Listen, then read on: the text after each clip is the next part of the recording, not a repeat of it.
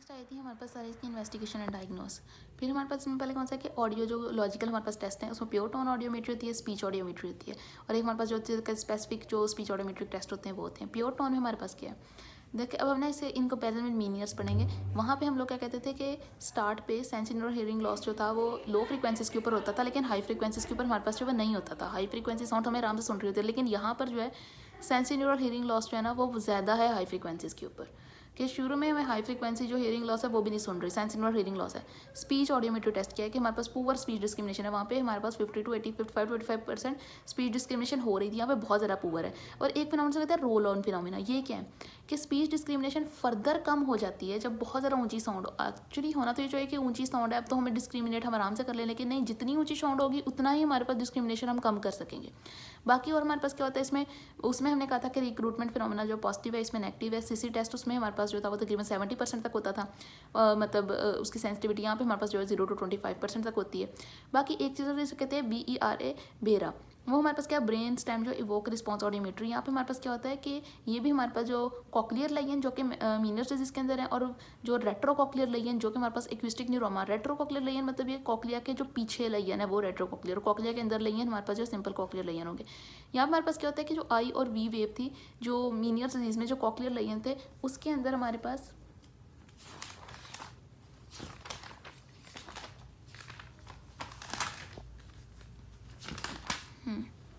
ये जो हमारे पास ये बेरा में हमारे पास क्या थे कि जो नॉर्मल था हमारे पास interval between the wave I and V, लेकिन यहाँ पे हमारे पास जो वेव वी जो वो डिले और एब्सेंट है रेट्रोकॉक्लियर लाइन, यानी हमारे पास एक्विस्टिक न्यूरोमा के अंदर। ये हमारे पास हो गया सारे इसके जो इन्वेस्टिगेशन हैं। देन फिर हमारे पास जो वेस्टिबुलर टेस्ट, ये हमारे पास कैलोरिक टेस्ट है। ये शो करवा रहा होता है कि हमारे पास कितना जो इनर ईयर का फंक्शन है वो डिमिनिश हो गया। तो यहाँ पे हमारे पास जो है वो एब्सेंट रिस्पॉन्स होता है डिमिनिश, और absent response 65% of the patient के अंदर। बाकी और इमेजिंग भी है, MRI है। MRI विद हमारे पास सिस्टम कहते हैं गैडोलिनियम कॉन्ट्रास्ट, मतलब गैडोलिनियम डाई के साथ जब हम MRI करते हैं वो गोल्ड स्टैंडर्ड है।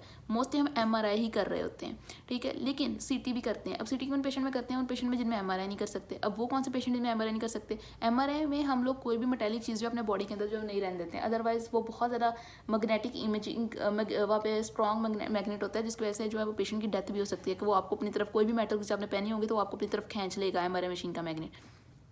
जिन लोगों को कार्डिक पेस मेकर्स जिन्होंने अपने बॉडी के अंदर हैं, कोई कॉकलियर उन्होंने इम्प्लांट लगाया हुआ है, अब उनके अंदर कोई मेटल की चीज़ है उनके बॉडी के अंदर, तो अब हम उन्हें MRI नहीं कर सकते। अब हम उन्हें क्या करवाएंगे, CT करवाएंगे।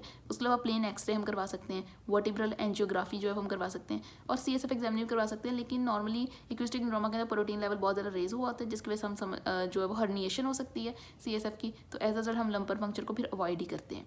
DDs हमारे पास डिफरेंशियल डायग्नोस क्या हो सकते हैं कि एक्विस्टिक न्यूरोमा की नहीं है तो और क्या चीज़ हो सकती है, मेनिंजियोमा हो सकता है, मतलब वो वाले ट्यूमर जैसे हमने कहा कि सेरिब्रोपोंटाइन एंगल के ऊपर एक्विस्टिक न्यूरोमा कर होता है, वहाँ पर अब जो मजीद ट्यूमर जैसे मेनिंजियोमा हो गया, क्लेस्टियोटोमा हो गया, वो इसके डिफरेंशियल डायग्नोस हो सकते हैं। या फिर मीनियर्स डिजीज कि हमने कहा था दोनों में सेंसिन्यूरल हियरिंग लॉस है, दोनों में इनर ईयर के अंदर इशू है, उसमें कॉक्लियर लाइन थे तो इसमें रेट्रोकॉक्लियर लाइन, तो इसका DD जो है बन सकता है।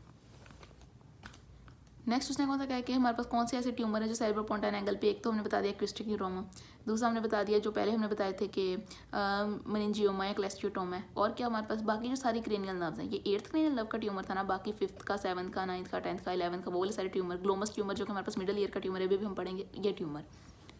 अब हमारे पास ट्रीटमेंट्स क्या हैं इसके, या तो हम सर्जिकल दे सकते हैं या फिर रेडियोथेरेपी। कन्वेंशनल रेडियोथेरेपी जो हम नहीं देते हैं, क्यों नहीं देते हैं, क्योंकि रेडिएशन से हमारे पास जो ये ब्रेन के अब न्यूरोमा हमारे पास ईयर और वो ब्रेन वाला सारा सिस्टम जो बहुत ज़्यादा सेंसिटिव है, तो रेडिएशन से ब्रेन बहुत ज़्यादा सेंसिटिव होते हैं, इस वजह से हम नहीं देते हैं। स्पेशल टाइप की नाइफ्स हैं, K knife, gamma knife surgeries हम ये देते हैं, ठीक है। गैमा नाइफ में हम कोबाल्ट 60 यूज़ करवाते हैं, K नाइफ में हमारे पास जो लीनियर एक्सेलरेटर होता है। यहाँ पे एक साइबर नाइफ्स होती हैं, हम वो यूज़ करवाते हैं, ये एक ज़्यादा एडवांस फॉर्म है। अगर हमने सर्जिकल ट्रीटमेंट करवाना है तो उसमें हमारे पास क्या है कि हमने जो है वो रिमूवल ऑफ द ट्यूमर, हमारे पास जो बेस्ट चॉइस है, ट्यूमर को कैसे रिमूव करवाएंगे, कहाँ से अप्रोच करेंगे, या तो मिडल क्रेनियल फोसा से, यहाँ पे ट्रांसलैब्रिन्थीन अप्रोच करवा सकते हैं, सब ऑसिपिटल से हम कहते हैं रेट्रोसिग्मॉइड अप्रोच, यहाँ पर हमारे पास जो है ये सब ऑसिपिटल और जो हमारे पास ट्रांसलैब्रिन्थीन अप्रोच है, ये हमारे पास जो दोनों कंबाइन भी करवा सकते हैं। This is all about acoustic neuroma.